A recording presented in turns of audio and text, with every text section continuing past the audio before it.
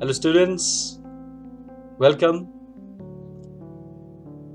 It's really been a long time that we are meeting once again, and I do hope everything is fine with you all. So today's topic is a very interesting topic that we will be discussing. It's about a topic called 7 deadly sins or 7 social sins, which Mahatma Gandhi talks about, the 7 social sins. So as you can see here, the 7 social sins basically is a list that Mahatma Gandhi had provided, or he had written in a newspaper called Young India on the 22nd of October 1925. And later this same list, he gave it to his grandson Arun Gandhi, which was written on a piece of paper on that fateful day, or let us say a few days shortly before that fateful day of his assassination. So we can understand that this is something which is very, very precious to Mahatma Gandhi, in which he wanted to convey about the impact or the effects of the social sins that are rampaging, we can say, or that can cause a rampage in the life of a person. Because as we all know, Aristotle himself said that man is a social animal. We live in a society, and certain sins, that means which are committed not only by an individual but as a society as a whole, the kind of mentality or the kind of attitude that a society has, or we as part of that society have, is going to have, let us say, a negative effect if we do not understand that these things which Mahatma Gandhi talks about, they are actually social sins, or which actually affect society in a very negative way. Okay, so let's go ahead and dive into what are these 7 social sins that Mahatma Gandhi had talked about. Okay, so as you can see here, the first social sin that he talks about is wealth without work. Okay, wealth without work. All right, and as we can understand from this very statement itself, it is basically an attitude that you want to acquire wealth. Okay, you want to acquire wealth without, let us say, without hard work. Okay, without hard work. All right, so as you can see here, in today's society, if you see, it is actually happening. For instance, let's just take a recent case of what is happening around us due to this pandemic. For instance, there are news channels that are showing, or let us say it is very much popular in the social media, where the injection remdesivir, which is an injection which is, let us say, costing about a few hundreds, people are selling it at 20 to 30,000. Instead of this particular time where people should come out and help one another, there are some people, I'm not saying all, there are some people who are looking at this pandemic from that perspective as an opportunity to make a lot of money, but without working hard. And this kind of an attitude, you can see it is having an impact. It is not something that we have to take it very lightly. It is something that we should be seriously thinking about, this kind of an attitude. Why? Because it affects not only the person, but it also affects others.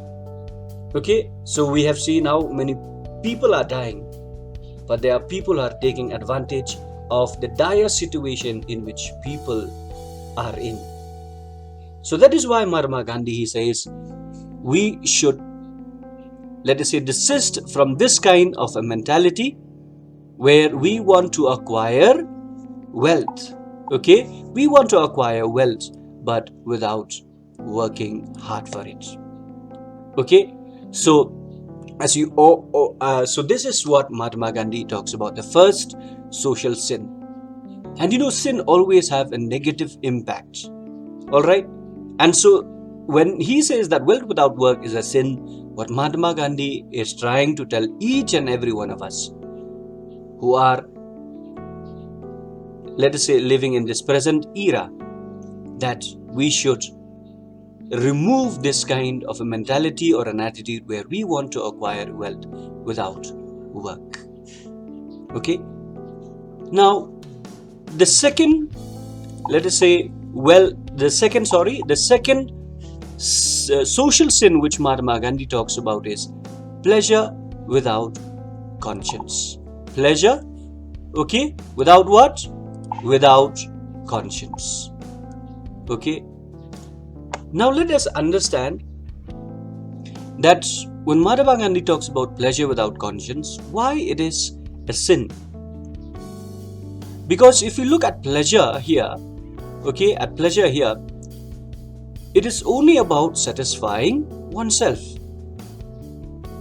So when you do not allow your conscience, let us say, to dictate what is good to you, and also to dictate what is good for the other person, when you do not allow that conscience, but you do everything only to satisfy yourself, that can actually cause a lot of harm, not only to yourself, but to the other person. Now, for instance, there are, okay, let's take this pandemic once again. Okay, since we are in this particular situation right now, so let me bring in examples from the present context. For instance, if the authorities are telling us, let us say, not to come out unless and until it is necessary to stay in our homes, but just because, let us say, I simply want to go out. Why? Because I want to have pleasure. I want to satisfy myself. Okay, so I come out, okay, and enjoy myself. Now what is happening? I'm not only posing a threat to myself, but I'm also posing a danger even to my family members and to everyone who is living around me. Okay, so therefore, I think what Mahatma Gandhi talks about, these 7 social sins, is very, very relevant, especially in the context in which we are living in. Okay, so there are people, for instance, I remember during the last year when we had that lockdown, people are applying for car pass, not because they want, let us say, they have really urgent needs or needs which are really essential, but simply because why? They want to come out. Okay, and so when they do that, they are endangering not only themselves but also others. And I believe you can take this to your daily life situations also. Let us say you are supposed to attend the online classes, but instead of attending them, or maybe you attend them, of course, all right, but you just switch on the video, okay, while switching off the camera, okay, and give an impression to the teacher that you are actually attending the class, but then you are busy with your own work, doing binge movie watching, okay, or let us say enjoying yourself with other things, but not being serious with the class that is going on. Okay, so please ask yourself, my dear students, okay, including me, I'm saying not only you, are we having pleasure but without conscience? Because if we want pleasure without conscience, that can have a negative impact or a very disastrous impact, not only on our lives but on the lives of others. So conscience should act as that mechanism to control us, okay, so that, of course, we need pleasure, we need to enjoy ourselves, but when you enjoy with conscience, not without conscience but with conscience, that conscience will limit will make you understand that there are certain boundaries that you should not cross. Okay, so that ultimately you don't endanger yourself as well as others. Okay, so let's go to the third sin, which is science without humanity. Okay, so this is a very dangerous trend, because why? If you have science but without humanity, meaning we are doing all the research and experiments but not for the good of humanity, not for the betterment of all, but for the good of a person or a few persons, then that can really have a negative impact, a negative effect on an individual and the society as a whole. Okay, so therefore science without humanity can be a very, very dangerous attitude. Okay, why? Because again here, when you look at science without humanity, that means who is important? It is not the other person that is important, but actually science is to better the life of others, to better the life of someone else. Okay, so when you have science without humanity, it is actually dangerous. Why? Because the very purpose of science is defeated if you remove humanity out of it.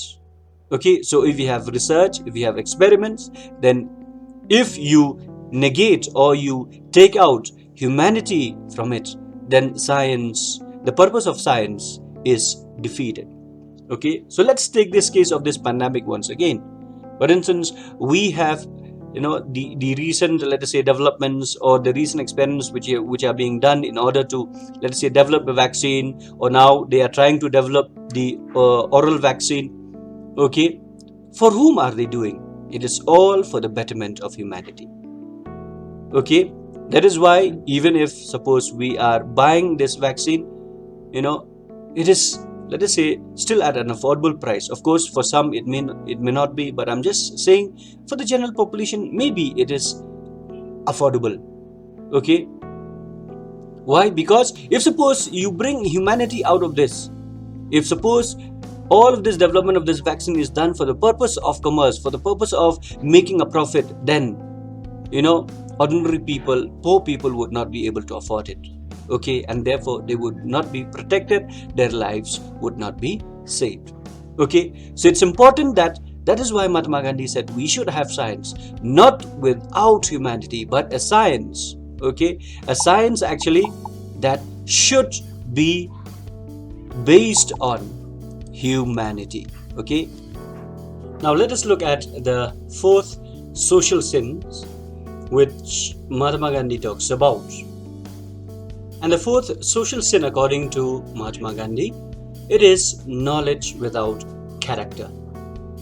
Okay, that is knowledge without honesty, knowledge without integrity. Okay, integrity. All right. So if we try to, let us say, gain knowledge without honesty, without integrity, without hard work, okay, then according to Mahatma Gandhi, it's also one of the 7 social sins. And let's try to understand why. Because if we let us say try to gain knowledge, we can understand much better. Let us say we are just getting a degree. Okay, we're just getting a degree. All right, but the real knowledge, that means knowledge should ultimately, if you see, all right, that means knowledge should ultimately do what? It should transform us. Okay, it should transform us. Now, if that knowledge is not transforming us, then that means, okay, there is, then we can say that we can certainly be doubtful about that kind of knowledge. Okay, and that kind of knowledge will be if we receive that knowledge without the hard work, without honestly seeking that knowledge, without, let us say, developing a character of integrity in us. I think we can all understand this. We can especially relate this when we look at the present context. Okay, now if you see in the present context, for instance, all right, I remember once recently when the announcement was made that there would be not online examination but offline examination to the SSLC exams. Many were asking about, okay, or let us say some were asking about online examination. Okay, and I also in the first instance I thought, okay, so yes, definitely online examination would be a far better option. But when I really I remember an incident where, okay, for instance, why some students, I'm not saying all, okay, they are insisting on this online examination, because I think you all know online examination is where you can, let us say, at the same time write the examination, okay, with a group of your friends, okay, and then what do? You share also whatever you are writing, okay. On top of that, you have the book, okay, or you can Google for what? For the answer, okay. And this is, my dear students, I would like to point out that it can be very, very dangerous, okay. Why? Because sometimes, let us say, because of this COVID situation that we are facing right now, this kind of trying to get knowledge, okay, it is becoming like what I would say as a norm. Okay, a norm, that means we are looking at it as a normal behavior. Okay, and this can be a very, very dangerous, let us say, trend, a dangerous attitude. Why? Because this kind of let us say, trying to gain knowledge, okay, can, let us say, ultimately backfire for us in the future. Okay, it can backfire. Why?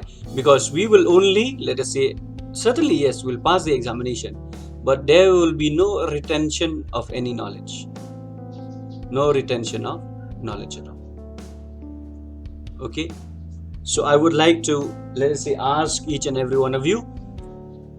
I'm not saying everyone is doing, okay, but let us say some are doing, okay, where during the online examination also, we are somewhat, let us say, because of the COVID situation, we are making what is something which is, let us say, not normal, okay, something which is, let us say, abnormal, I would say, okay, we are making it as what? As the new normal. Okay, all right. So please, my dear students, I would request you, all right, if you are faced with online examinations, okay, be sincere. All right, just as you would be sincere when you are taking an offline examination, so also be sincere when you are taking an online examination. Okay, so what if I get less marks? Okay, it's better to get less marks than to get more marks, but getting those more marks, okay, in a wrong way. Okay, in a wrong way.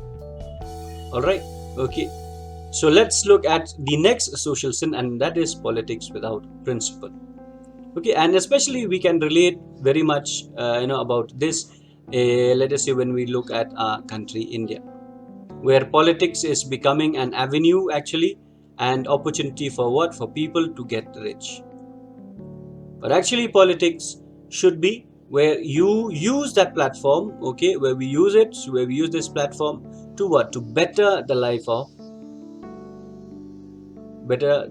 of the citizens. Okay, I believe if you would really inculcate this principle, politics with principle, if our politicians would have principle in them, I'm not saying everyone, okay, yes, there are some who do have principles, okay, but the danger can be, okay, when everyone looks at politics, okay, or tries to join politics without having any principle, a principle where we are there not because for ourselves, okay, but we are there so that we can better the life of others. Okay, so if you see in the present context also, we pray that it will not deteriorate to such a situation where we will, let us say, blame game one another. Okay, let's pray and that the politics of our country, okay, becomes a politics where people join that politics, Okay, or people are into politics. Why? Because they really want to serve others. Okay, and because they want to serve others, therefore they are there so that they can be an agent of positive change. All right. Okay, so this is another social sin, politics without principle, which Mahatma Gandhi talks about. Okay, and he is a person who really was, let us say, he was into politics. Okay, but he came and joined the freedom struggle. Why? Because he was a man who wanted to better the life of each and every Indian. Okay, so let's inculcate the character of Mahatma Gandhi, and let us say, seek in our very own small efforts to remove this kind of an attitude of politics without principle. All right, the next is commerce without morality, the next social sin. And I was giving you the early example of this injection being sold. Okay, instead of a few hundreds, they are being sold at 20,000, 30,000. Why?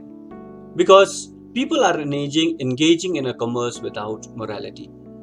As long as I get the money, okay, whether I'm getting it in the right way or wrong way, okay, it does not matter as long as I'm getting the money, as long as I'm making a profit. This can be a very, very dangerous trend. Okay, so I would encourage you, if you are planning to go into business, or let us say or even in any field, all right, let us always ensure that if you are engaging in any, let us say, commercial transaction, all right, commercial transaction, let us ensure that that commercial transaction is not an immoral one. Okay, immoral one, but it is a moral transaction. All right, so I will sacrifice, let us say, those extra bucks. Why? Because I want to make a difference in the life of the other person. I want to help the other person. Okay, if you see in everything of this, if the other person becomes important, then I believe these social sins which Mahatma Gandhi talks about also would not be there. All right, so let's look at the seventh and the last. Okay, that is worship without sacrifice. Okay, many of us, let us say, we are believers. Okay, we believe in God. All right, but somehow that belief for us is limited only to a particular day when we go to worship God.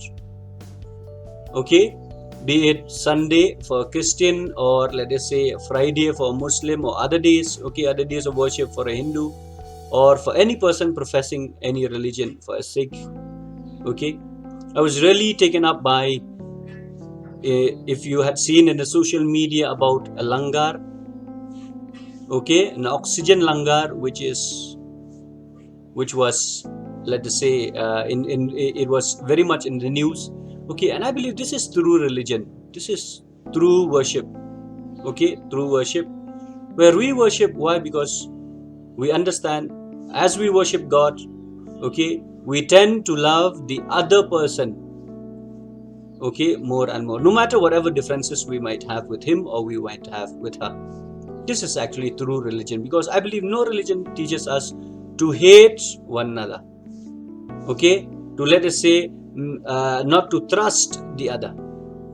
Okay, so if I see a particular person who is professing a religion and who says that in the name of religion they are, let us say, engaging in hating one another, engaging in beating up one another, then that, I'm not saying the religion is wrong. The person who is worshipping, he is or she is wrong. Okay, because no religion teaches any person to hate the other person, because all of us are ultimately children of God. Okay, and if we believe that we are children of God, then if I know that my brother, my sister is a children of God, and I also am a child of God, then I would treat the other person with respect and with dignity. Okay, respect and dignity. Okay, so my dear students, I hope that through this particular video, you have, let us say, on the 7 social sins that we had discussed about, it has given you some, let us say, some ideas about your life. Okay, and these are, so let us understand also that a sin is not only when I commit something which is wrong, then only it becomes a sin. But let us also understand, when I know that I have to do what is right, okay, when I know I have to do what is right and I'm not doing it, that is also a sin. So they say that a sin is not only a sin of commission, all right, it is also a sin of omission. Omission, that means I know I know that I have to do this because why it is right and I'm not doing it. Ultimately, okay, I'm also committing a sin. If I see the other person, let us say, engaging in a politics without principle, if I continue to vote for that person, knowing that that person does not have any principle, is all there for the money, if I vote for that person, or if I vote for that anyone who is, let us say, professing, as Mahatma Gandhi says, worship without sacrifice, who's professing a particular religion where engaging in hate and all, and if I continue to vote for that person, okay, to continue to vote for that person, then I also am equally responsible. Okay, or I know that, okay, let us say that there are some people who would buy goods knowing that these are stolen goods, okay, and just because they are cheap, so I buy it. Okay, like mobile phones, or let us say any article, knowing that it is a stolen good, if I buy it, I have also committed a sin. Okay, why? Because I'm also involved in the sin of what, as we just saw, commerce without morality. Okay, I'm also participating in that. All right. Okay, so I hope, my dear students, you have at least got some, let us say, thought. Okay, food for thought, we would say it. Okay, food for thought. And please, whatever we have discussed today, if you would just try to practice them and apply them in your lives, I believe that your life would be, okay, a happy life, not because you are the only one who's happy, but because of you, the other person's life also is happy. Okay, so I would end with this: let us desist, okay, or let us seek to remove these 7 social sins that Mahatma Gandhi had talked about. Okay, and I believe if a person like Mahatma Gandhi had talked about these 7 social sins to us, it is because he really is, let us say, feels for the country.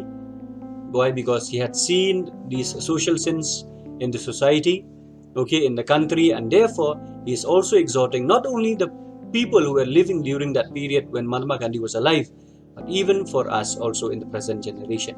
Okay, so let's desist, or let's seek to remove these 7 social sins from ourselves as well as from society in our own small effort, in whatever way we can.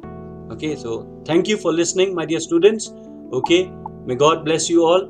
All right, and once again, please keep safe. Okay, and my prayers are with you and your entire family. May God bless you and protect you during these turbulent times. Thank you very much. Thank you.